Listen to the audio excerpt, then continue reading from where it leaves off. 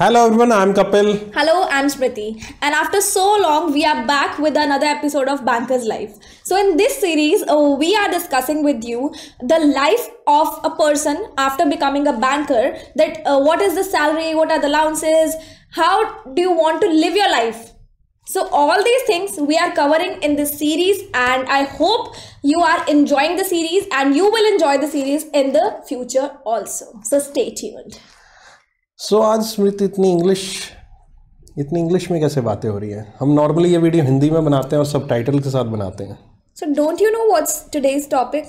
Topic पता है लेकिन फिर भी इतनी English. The topic itself says. Okay, what's the topic? Foreign postings. So why not English? Yeah, right. So today we are going to discuss about the foreign posting. एक बहुत ही ज़्यादा fascinating, वैसे हिंदी में बात करें अपने सबटाइटल्स ठीक है. ओके, सो एक्चुअल में फॉरेन पोस्टिंग जब भी नाम हमारे सामने आता है तो एक ना सोच आ जाती है कि यार क्या बैंक में भी फॉरेन पोस्टिंग हो सकती है? क्या पब्लिक सेक्टर बैंक भी अपने एम्प्लॉयज को फॉरेन में पोस्टिंग देते हैं? क्या ब्रांचेस हमारे जो पब्लिक सेक्टर बैंक है वो फॉरेन में भी हैं? तो उसका आंसर मैं कहूँ तो एक यस में आता है. जी हाँ, yes. There are lots of bank. जितने भी पब्लिक सेक्टर बैंक है उनकी चाहे एक ब्रांच है, चाहे कितनी भी ब्रांचेस है. अगर मैं स्टेट बैंक ऑफ इंडिया की बात करूं तो 190 प्लस ब्रांचेस हैं पूरी दुनिया में, अलग अलग देशों में. तो इन सब के ऊपर बात करेंगे. क्या क्या बातें करने वाले हैं आज हम? आज हम डिस्कस करने वाले हैं कुछ 3-4 पॉइंट्स, जिसमें से हम लोग एलिजिबिलिटी डिस्कस करेंगे, टेन्योर डिस्कस करेंगे, प्रोसीजर्स हो गया, बेनिफिट्स हो गए. तो ये कुछ पॉइंट्स हैं जो आज हम इसमें डिस्कस करने वाले हैं. एंड आई होप इससे आपको क्लैरिटी मिल जाएगी कि फॉरेन पोस्टिंग्स होती क्या है और क्या आप जा सकते हो या नहीं जा सकते हो. ओके, सो सबसे पहला पॉइंट कौन सा डिस्कस करें हम? सबसे पहले एलिजिबिलिटी डिस्कस कर लेते हैं. ओके, सो मैं आपको एलिजिबिलिटी के बारे में बताता हूं कि एलिजिबिलिटी मीन्स कौन एक्चुअल में फॉरेन पोस्टिंग, अगर आप बैंकर हैं, बैंकर बन चुके हैं, तो उसके बाद किसको फॉरेन पोस्टिंग मिलती है? एलिजिबिलिटी क्या है? देखिए, सबसे पहले तो जब आप बैंक ज्वाइन करते हैं तो आप as a probationary officer join करते हैं, जिसको हम पीओ कहते हैं. तो पीओ को यहाँ पर 2 साल के तकरीबन ऑन एन एवरेज ऑलमोस्ट सभी बैंक्स में प्रोबेशन पे रखा जाता है.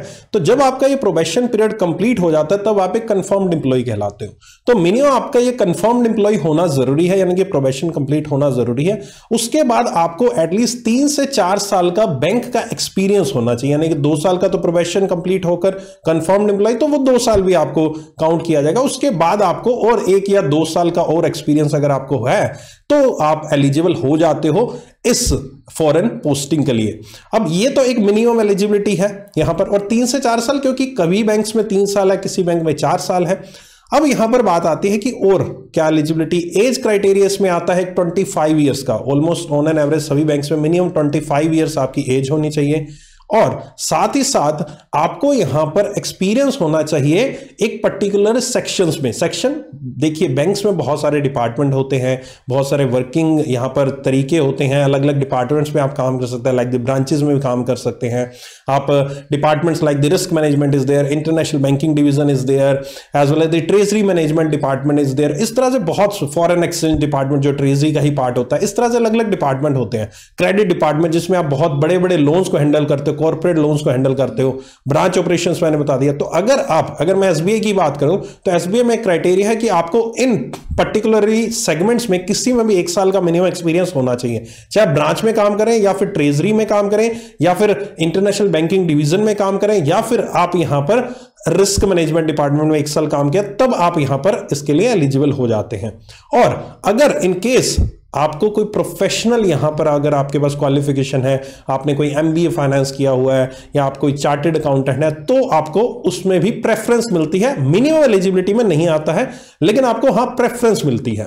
आई थिंक एलिजिबिलिटी में मैंने सारा कवर कर. रूरल पोस्टिंग का एक और पॉइंट है कि एटलीस्ट आपकी 2 साल की रूरल या सेमी अर्बन पोस्टिंग होती है. जब भी आप बैंक्स में ज्वाइन करते हैं तो आपको यहां पर एक मैंडेटरी ऑब्लिगेशन होता है, जब भी आप प्रमोशन लेते हो उससे पहले, नेक्स्ट हायर प्रमोशन से पहले मिनिमम आपकी एक रूरल या सेमी अर्बन, रूरल एरिया में या सेमी अर्बन में एरिया में पोस्टिंग होनी चाहिए. तो वो भी इसमें क्राइटेरिया है कि 2 साल की आपकी रूरल या फिर सेमी अर्बन पोस्टिंग होगी, तब आप इसमें नेक्स्ट जो स्टेज है उसमें पहुंचते हैं. तो चलो नेक्स्ट स्टेज में मैम से बात करते हैं. इसके बाद अब एलिजिबल हो गए इन केस आप, तो नेक्स्ट एलिजिबिलिटी क्या है, नेक्स्ट स्टेज प्रोसीजर डिस्कस कर लेते हैं हम लोग.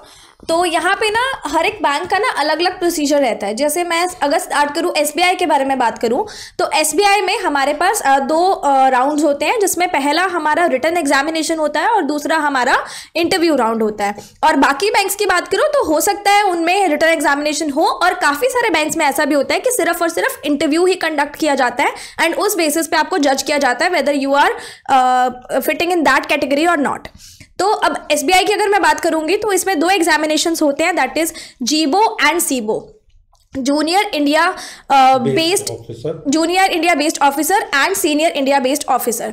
अब यहाँ पे आप लोगों के लिए जूनियर इंडिया बेस्ड ऑफिसर यानी कि जीबो एग्जाम ही रहेगा, सीबो नहीं रहेगा, क्योंकि वो हायर स्केल के लिए होता है। यहाँ पे हम लोग स्केल 1, स्केल 2 और स्केल 3 कवर करते हैं जीबो एग्जामिनेशंस में। अब बात करूँ कि इस एग्जामिनेशन में आता क्या क्या है, तो जैसे हमारे बैंकिंग एग्जामिनेशंस में आता है उसी तरीके से जीबो एग्जामिनेशन में भी GA होती है, रीजनिंग होती है, इंग्लिश होती है, कॉन्स होती है, तो ये हमारे कुछ सब्जेक्ट्स रहते हैं। एंड जब आप क्वालिफाई कर जाते हो रिटन एग्जामिनेशन में देन आपको इंटरव्यू के लिए कॉल किया जाता है। इसमें एक और सब्जेक्ट होता है जो होता है प्रोफेशनल नॉलेज का। क्या होता है प्रोफेशनल नॉलेज में? देखा आप जा रहे हो फॉरेन में, तो फॉरेन में जो भी ब्रांचेस होती है वहां पर बहुत सारी चीजें ऐसी होती हैं जो आपको ट्रांजैक्शन करना होता है फॉरेन से दूसरी कंट्री से, मैक्सिमम इस तरह की ट्रांजैक्शन होती है। तो आपको एक पर्टिकुलरली जो फॉरेक्स की नॉलेज होती है, जिसको ट्रेजरी की नॉलेज कह सकते हैं, तो वो नॉलेज होनी चाहिए। रिस्क मैनेजमेंट के काफी सारे डिपार्टमेंट, काफी सारे पार्ट्स होते हैं, उनकी नॉलेज। तो एक पेपर उससे रिलेटेड भी कुछ क्वेश्चन आपसे प्रोफेशनल नॉलेज के भी काफी सारे बैंक्स में इस तरह के पेपर वो पूछे जा सकता है, वो एग्जाम भी आपका होता है। लेकिन इसका कहां से आएगा सर? वो तो देखो आप जब 3-4 साल की बैंक की जॉब कर लेंगे तो उसके बाद इतना एक्सपीरियंस आपको हो जाता है, आपके इंटरनल सारे डिपार्टमेंट सर्कुलर से आप इन सब चीजों के बारे में नॉलेज प्राप्त कर सकते हो। तो ऐसा नहीं है कि आपको अभी से उसके बारे में कुछ जानना है, जब बैंक में जॉब करने लग जाओगे तब इसके बारे में अपने आप आपको नॉलेज होनी शुरू हो जाएगी। हमारा रिटन एग्जामिनेशन हो गया, अब इंटरव्यू राउंड आता है, जिसमें जैसे कि इंटरव्यू से ही हम लोग जान पहचान लेते हैं कि हमारा पर्सनालिटी टेस्ट होता है। इसके अंदर नॉलेज टेस्ट आपका ऑलरेडी उन्होंने रिटन एग्जामिनेशन में लिया, जो उनको नॉलेज चाहिए कि आप उसमें क्वालिफाई करते हो या नहीं करते हो। इंटरव्यू में सबसे पहले आपकी पर्सनैलिटी टेस्ट की जाती है, क्योंकि आप एक फॉरेन कंट्री में जा रहे हो और अपनी कंट्री दैट इज इंडिया को रिप्रेजेंट कर रहे हो, दैट इज आप वहां पे इंडियन हो। और फॉरेन कंट्री में एक इंडियन जाएगा तो जो वो इमेज वहां पे दिखाएगा वही इमेज बाकी लोगों को पता चलेगी ना कि हाँ ये बंदा इंडिया से आया और कैसा है, तो उसके बेसिस पे वो जज करेंगे। तो वो एक जो पर्सनालिटी होती है ना, वो जज करते हैं कि आपकी पर्सनालिटी कितनी अच्छी है, आप अपने कंट्री को कितनी अच्छी तरह से रिप्रेजेंट कर सकते हो, ऑल्सो आप कितने वेल ग्रूम्ड हो। क्योंकि अगर आप वेल ग्रूम्ड नहीं होगे, अगर आप अपने अटायर को उतना प्रॉपर नहीं रखोगे तो आप वहां पे भी इंडिया को रिप्रेजेंट अच्छे तरीके से नहीं कर पाओगे। ऑल्सो प्रैक्टिकल नॉलेज भी होती है, तो प्रैक्टिकल नॉलेज सर बताएंगे आप क्या क्या होती है? प्रैक्टिकल नॉलेज में इन केस आपने जो 4 साल का एक्सपीरियंस गेन किया सेमी अर्बन रूरल ब्रांच में, आपको ट्रेजरी का नॉलेज है, तो आपके वो टेक्निकल नॉलेज कह लीजिए, प्रोफेशनल नॉलेज को कुछ टेस्ट करेंगे। इंटरव्यू में कुछ सवाल नॉर्मल से पूछेंगे आपसे। और एक चीज और है कि आपका पिछला ट्रैक रिकॉर्ड बहुत इंपॉर्टेंट रहता है। पिछला ट्रैक रिकॉर्ड देखा जाता है कि आप बिल्कुल clean track record, clean track record से मेरा मतलब कि किसी भी तरह का कोई ऑब्जेक्शन तो नहीं आया आपकी जॉब के दौरान, कुछ ऐसा काम तो नहीं किया, कोई फ्रॉड वॉर्ड में इन्वॉल्व तो नहीं हो गया। तो इस तरह की चीजें भी बहुत ज्यादा मायने रखती हैं, क्योंकि ऑब्वियस है आप अगर इंडिया में ऐसा काम करेंगे तो जहां बाहर के देश में वहां पर ऐसी कोई इमेज बैंक की ना खराब हो जाए। तो इसलिए ये चीज बहुत इंपॉर्टेंट होती है। आप एक कहते हैं ना बेदाग ऑफिसर ये होना चाहिए। तो क्रेडिट एक आपका ट्रैक रिकॉर्ड और आपकी ब्रांचेस की परफॉर्मेंस, जो आपने पिछली ब्रांचेस जहां पर भी काम किया वहां पर आपने वहां के टारगेट अचीव किए नहीं किए। और इसी तरह का सवाल आपसे इंटरव्यू में पूछेंगे कि आप ये बताइए हमें कि आप इंडिया में तो रहते हैं, इंडिया में आप सब लोगों को जानते हैं, सब लोग आपको पहचानते हैं, आप बिजनेस बहुत आराम से कर सकते हैं, बढ़ा सकते हैं, लेकिन जब फॉरेन में आते हैं बहुत सारी रिस्ट्रिक्शंस होती हैं, लिमिटेशंस होती हैं, लोगों को जानते नहीं है, वहां पर किस तरह से आप ब्रांच बैंक की बिजनेस में ग्रोथ करेंगे। तो इस तरह की कुछ चीजें वगैरह वगैरह आपसे इंटरव्यू में ये सब चीजें पूछी जाती है, जो आपको टाइम टू टाइम आप जब एक्सपीरियंस लेते हो तो आपको ये सब चीजों का सवालों के जवाब अपने आप समझ में आ जाते हैं। तो आई थिंक हमने प्रोसीजर के बारे में बात कर ली, एग्जाम होता है, और हाँ एक एलपीटी भी होता है, एलपीटी लैंग्वेज प्रोफेशनल टेस्ट। इसमें भी यहां पर आपका टेस्ट लिया जाता है क्योंकि वहां की लैंग्वेज आपको आती है। अब आप सोचोगे सर लैंग्वेज कौन सी वाली? बेसिकली इंग्लिश ही होगा, क्योंकि अभी तक आपको यह नहीं बताया जाता इस स्टेज तक कि आपको कौन से कंट्री में पोस्टिंग दी जाएगी। आप सोचते हो कि कंट्री सर कौन सी होगी, कहां से कंट्री होगी, कैसे सर, न्यूयॉर्क होगी कि कनाडा होगी कि ऑस्ट्रेलिया होगी, बट ऐसा जरूरी नहीं है। अगर मैं जैसे एसबीआई की बात करूं 190 प्लस ब्रांचेस, तो 190 ब्रांचेस है, जरूरी नहीं है सारे कंट्रीज में एक एक ब्रांच है, किसी कंट्री में बहुत सारी ब्रांचेस भी हैं। तो आपको कौन सी ब्रांच में उनकी रिक्वायरमेंट के अकॉर्डिंग भेजा जाएगा। इसके लिए वो जब एलपीटी वगैरह आपका हो जाता है तो उसके बाद आपसे एक प्रेफरेंस फॉर्म फिल करवाया जाता है कि हाँ आप बताइए आपको प्रेफरेंस कहाँ है, आपको कहाँ जाना है। तो जो आपके मार्क्स आएंगे इंटरव्यू के और एग्जाम के बेस पर, उसके बाद आपकी प्रेफरेंस के अकॉर्डिंग आपको यहाँ पर ब्रांच अलॉट की जाएगी या फिर कह लीजिए कंट्री अलॉट की जाएगी। आपको उसी कंट्री में जाना पड़ेगा, वो चाहे बांग्लादेश भी हो सकती है और वो यहाँ पर न्यूयॉर्क भी हो सकती है, वो कोई भी कंट्री किसी भी तरह की हो सकती है डिपेंडिंग अपॉन दी बैंक।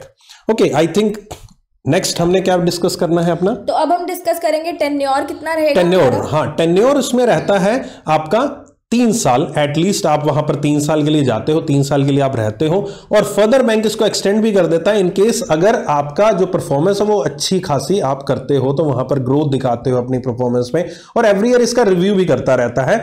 और एक और चीज है, जब आप वहां से 3 साल या हो सकता है आगे भी आप आगे कंटिन्यू कर ले, जब आप वापस आते हो तो उसके बाद एटलीस्ट 5 साल का कूलिंग पीरियड होता है, यानी कि आप नेक्स्ट दोबारा से फॉरेन पोस्टिंग, कई लोग होते हैं अरे फॉरेन पोस्टिंग है सर फिर दोबारा फॉरेन कब जाएंगे, तो फॉरेन पोस्टिंग नेक्स्ट जो मिलती है वो 5 साल के कूलिंग पीरियड के बाद मिलती है, यानी 5 साल का बीच में गैप होता है। फिर से आप नेक्स्ट इधर प्रमोशन लेते रहिए, इंडिया में प्रमोशन ले लिए, हायर स्केल पे चले, जब हायर स्केल आप यानी कि चीफ मैनेजर एजीएम पे पहुंच जाएंगे तब आप सीबो एग्जाम जो मैम ने आपको बताया था उसको आप देकर फिर आगे फॉरेन पोस्टिंग ले सकते हैं। टोटली डिपेंड्स कि आप कैसे तरह रहते हैं। तो 5 साल का वो कूलिंग पीरियड होता है और आपका जो टेन्योर मैंने आपको बताई है। सर एक चीज मेरे को आप बताओ कि जैसे हम लोगों ने रिटन एग्जामिनेशन दिया, उसके बाद मेरा मूड बन गया कि नहीं मुझे नहीं जाना, तो फिर उस केस में मैं क्या कर सकती हूँ? उस केस में भी होता है कि इंटरव्यू जो होता है आपका, वो इंटरव्यू को देने के लिए आपको 3 बार का टाइम दिया जाता है। रिटन एग्जाम का आपको क्वालिफाई हो गया, पहले आपने दे दिया लेकिन फिर आपने मूड बदल गया, तो आपको इंटरव्यू के लिए 3 बार कॉल किया जाता है, एटलीस्ट आपको बार बार चांस दिया जाता है आइए दीजिए इंटरव्यू। तो 3 बार अगर आपने नहीं दिया तो आपको डिबार कर दिया जाता है, यानी कि आप फिर एलिजिबल नहीं होते फॉरेन पोस्टिंग के लिए, आप एग्जाम भी नहीं दोबारा दे पाएंगे।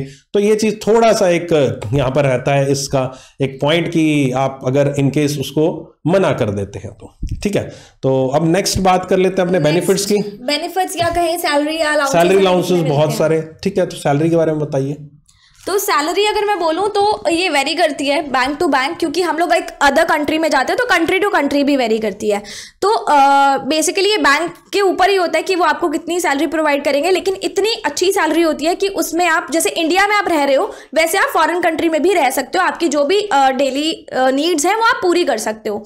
अलाउंसेस भी एज सच किसी भी बैंक ने प्रॉपर हमें बताया नहीं है कि ये अलाउंसेस इतने इतने रुपए में आपको मिलेंगे, क्योंकि अगर आप जा रहे हो तो आपको डॉलर में भी मिल सकता है, यूरो में भी मिल सकता है, तो जो कंट्री की करेंसी है उसके अकॉर्डिंग ही आपको मिलता है। कंट्री टू कंट्री सैलरी जो होती है वेरी करती है, क्योंकि देखिए हर एक जगह पे अपना अपना सैलरी स्ट्रक्चर है। अब अगर इंडिया में सैलरी स्ट्रक्चर की बात करूं तो किस पे बेस्ड है, आपका जो इन्फ्लेशन है, सीपीआई है, बहुत सारी काउंट करते हैं, डीए हम यहाँ पर अलग निकालते हैं, यहाँ का डीए वहां तो नहीं अप्लाई होगा ना, तो इसलिए वहां पर अलग अप्लाई होती हैं चीजें। लेकिन इतना है कि वहां पर आप अपनी खर्चा जो भी हो आपका होता है, जैसे इंडिया में आप बढ़िया यहाँ पर कमाकर सैलरी लेकर आप घर का खर्चा निकाल सकते हो, एक लाइफ अच्छी जी सकते हो, वैसे वहां पर भी हो सकता है, बस वहां की लोकल करेंसी में आपको मिलेगा। अलाउंसेस की बात करूं तो अलाउंसेस में क्या क्या चीजें हैं, जैसे हम लोगों को अगर बैंक कम्यूट करना है डेली तो बैंक आने जाने का आपको फेयर देता है, और जैसे बच्चों की स्कूलिंग हो गई तो स्कूलिंग का भी आपको वहां से मिलता है अलाउंस, ट्यूशन फीस का मिलता है, आपके मेडिकल इंश्योरेंस हो गया, तो आप ये सब चीजें कवर कर सकते हो। ऑल्सो अगर आप तो जा ही रहे हो फॉरेन में, आप अपनी फैमिली को भी साथ लेके जा सकते हो, जिसमें आपके बच्चे इंक्लूड होते हैं और आपकी स्पाउस इंक्लूड होता है, तो ये सब चीजें कवर अप होती हैं जो बैंक आपको देता है। तो 99% चीजें बैंक ऑलरेडी कवर कर देता है, कुछ 1% चीजें जो आपकी पर्सनल रिलेटेड होती हैं वो आप कवर करते हो, या आपको थोड़ा सा ऐसे लग्जूरियस लाइफ जीनी है तो वो आपके ऊपर होती है। बाकी रोजमर्रा का जो भी होता है वो बैंक आपको अलाउंसेस और सैलरी में प्रोवाइड कर देता है। गाड़ी हुई, पेट्रोल हुआ आपका आने जाने का वगैरह वगैरह, स्कूलिंग का मैडम ने बताया, तो ये सब चीजें बैंक वहां पर आपको प्रोवाइड कराता है वहां की करेंसी में। तो आपका ऑलमोस्ट जो भी खर्चा वर्चा होता है ऊपर वाला वो बैंक आपको पे कर देता है। तो ये तो अपने बेनिफिट्स अलाउंसेस आई थिंक बता दिए। एक चीज सर इसमें और है, जैसे अगर आप मान लो फॉरेन कंट्री जा रहे हो और आपको वहां पे कोई पसंद आ जाता है, आपका मन बन जाता है कि आपने उससे शादी करनी है, तो क्या आप वहां पे रह सकते हो? क्या आप वहां पे रह सकते हो सर? देखो वहां पर अगर आपको कोई पसंद आ जाता है, वहां की लोकल नेशन वहां की बात करो, वहां की नेशनलिटी हो वहां की, तो अगर आपको पसंद आ जाता है तो आप शादी कर सकते हैं, बैंक मना नहीं करता। और इवन बैंक कुछ ऐसे केसेस में आपको वहां पर पोस्टिंग भी दे सकता है, जैसे मैंने बताया 3 साल बाद आपको वापस आना पड़ेगा, रिव्यू किया जाता है, तो बैंक फिर देखता है क्या आपकी आगे केस क्या है, सर्कमस्टांसेस क्या है, कि वो नेशनलिटी जिसके साथ आपने शादी किया वो कहाँ की है, कैसे, तो वो एक केस बन जाता है। तो वो देखो बैंक के ऊपर डिपेंड करता है बैंक आगे क्या करता है, लेकिन हाँ चांसेस है कि आपको वहां पर ही पोस्टिंग मिल सकती है। तो ये एक पॉजिटिव पॉइंट है। अच्छा, आई थिंक सारे पॉजिटिव पॉइंट हमने डिस्कस किए ना। एक मैं नेगेटिव पॉइंट बताऊंगा जो मुझे यहां पर बताया था। जब मैंने SBI PO ज्वाइन किया था तो उस वक्त मुझे यहाँ पर हमारे ट्रेनिंग पे, जो हमारी पहले दिन हमारी ट्रेनिंग जब शुरू हुई थी, तो वहाँ पर एक GM सर आए थे। तो GM सर ने अपने कुछ लाइफ के बारे में हमें बताया कि उन्होंने सारा एक्सपीरियंस शेयर किया। उन्होंने कहा मेरी यहाँ पर 3 साल में, मुझे कंट्री याद नहीं क्या बताई थी, क्या तो मैं 3 साल वहाँ पर फॉरेन पोस्टिंग रहा था। तो उन्होंने हमें पूरा ऐसे फैसिनेट किया, अच्छा यहाँ। फिर उन्होंने लास्ट में एक चीज़ बताई, क्या तो देखो एडवांटेज तो बता दी, लेकिन एक डिसएडवांटेज जरूर है। तो हमने सुना, बताइए क्या। तो उन्होंने कहा कि जब आप अपनी कंट्री से 3 साल के लिए एटलीस्ट दूर हो जाते हो तो अपनी कंट्री के बारे में बहुत सारी चीजें आपकी पीछे छूट जाती हैं। आप जब कंट्री में वापस आएंगे तो आपको अपना जो रूटीन का बैंकिंग का ऑपरेशन आप करते हैं, बैंकिंग का, जैसे आप मान लीजिए SBI में, तो SBI में वापस आएंगे तो यहाँ के रूल्स, यहाँ की पॉलिसीज जो है बैंक में काम करने की, वहां की पॉलिसीज बिल्कुल डिफरेंट होगी, काम करने का तरीका अलग होगा। तो आपको वो चीजें एडॉप्ट करने में बहुत टाइम लगता है। तो हाँ, ये एक मन में है कि वहीं रहना है जिंदगी भर, फिर तो एडॉप्ट कर सकते हो, लेकिन जब आपको पता होगा कि मुझे वापस आना है तो ईजिली इंसान एक जो है, जो विदेश में जाकर इंडिया में आएगा तो अडॉप्ट नहीं कर पाएगा। बहुत सारी चीजों पे हम पीछे हो जाते हैं, उनको समझने में हमें समय लग जाता है, बच्चों को, फैमिली को अडॉप्ट करने में कम टाइम लग जाता है। तो ये उन्होंने एक उसका एक कौन कह लीजिए, डिसएडवांटेज कह लीजिए बताया था। लेकिन overall I think it's a good thing. अगर आपको अपॉर्चुनिटी मिलती है तो आप जा सकते हो। मेरे भी बहुत सारे दोस्त गए हुए हैं बाहर की कंट्रीज में, not in the New York type countries में, लेकिन जो दूसरी कंट्रीज है, एक दो मिडल ईस्ट में भी हैं, तो इस टाइप की कंट्रीज में अच्छे खासे वो पोस्टेड है। और आई थिंक हमने सब कुछ डिस्कस कर लिया। एक चीज फॉरेन पोस्टिंग में हमें ध्यान रखनी है कि जो कुछ भी है ना, हमें अपनी परफॉर्मेंस अच्छी रखनी है। हमारी जो आइडेंटिटी है ना, हमारी बैंक हमारी परफॉर्मेंस से जज करेगा। तो आपको अच्छा परफॉर्म करना है, अपनी कंट्री को अच्छा प्रेजेंट करना है, तो बहुत स्मूथली जो आपके 3-4 जितने भी साल, अगर आपका एक्सटेंशन भी होता है तो जितने भी साल है बड़े आपके स्मूथली निकल जाएंगे। ठीक है, चलो आई होप कि हमने बहुत अच्छे से आपको एक्सप्लेन किया और ये वीडियो आपको बहुत मदद करेगा, एक मोटिवेशन के रूप में काम करेगा कि हाँ सर हम भी कर सकते हैं। नो डाउट कि ये वीडियो अभी आपके काम नहीं आएगी, लेकिन एक मोटिवेशन के पर्पज से, एक आपको बताना, एक आईना दिखाना कि बैंकर्स लाइफ होती कैसे है और वाकई में ऐसी होती है। और हमने सारी की सारी, पहले भी हमने 3 एपिसोड बनाए, उसमें हमने, आप देख लेना पहले के 3 एपिसोड, उसमें भी हमने सारी चीजें पॉजिटिव नेगेटिव सब चीजें डिस्कस की हैं। हम कुछ ऐसा नहीं है कि केवल पॉजिटिव बता रहे हैं, सब बता रहे हैं आपको। तो आई थिंक इस वीडियो को यहीं रैप अप करते हैं और इसी के साथ हमारे साथ बने रहिएगा। Stay tuned for the next video. बहुत ही जल्दी हम फ्रीक्वेंट बेसिस पर वीडियोस लेकर आते रहेंगे। ऑल्सो अगर आपको ये सेशंस अच्छे लगते हैं, थोड़े से नॉलेजेबल लगते हैं, बेनिफिशियल लगते हैं, तो आप हमारा चैनल प्लीज सब्सक्राइब कर लेना, बेल आइकन को हिट कर देना, और आपके जितने भी बैंकिंग एस्पिरेंट्स फ्रेंड्स हैं उनके साथ आप ये वीडियो शेयर कर देना। और अगर आपके मन में कोई और भी सवाल है कि बैंकर्स लाइफ ऐसी होती है, कोई एक टॉपिक है जो सर बैंकर बनने के बाद मैं ये कर सकता हूँ या ये सर्कमस्टांस आ सकती है, तो आप वो जरूर कॉमेंट सेक्शन में लिखेंगे ताकि हमें थोड़ा सा आइडिया लग सके कि नेक्स्ट वीडियो में आपको इसका जवाब मिल जाए। तो आप सवाल करेंगे, हम जवाब देंगे और ये सिलसिला हम चलाते रहेंगे। तो आज के सेशन के लिए इतना ही। आई होप आपको इस वीडियो से बहुत अच्छे अच्छे पॉइंट्स मिले होंगे, थोड़ी सी मोटिवेशन मिली होगी। अगले सेशन में मिलेंगे। Till then stay tuned, good luck, stay happy and bye bye.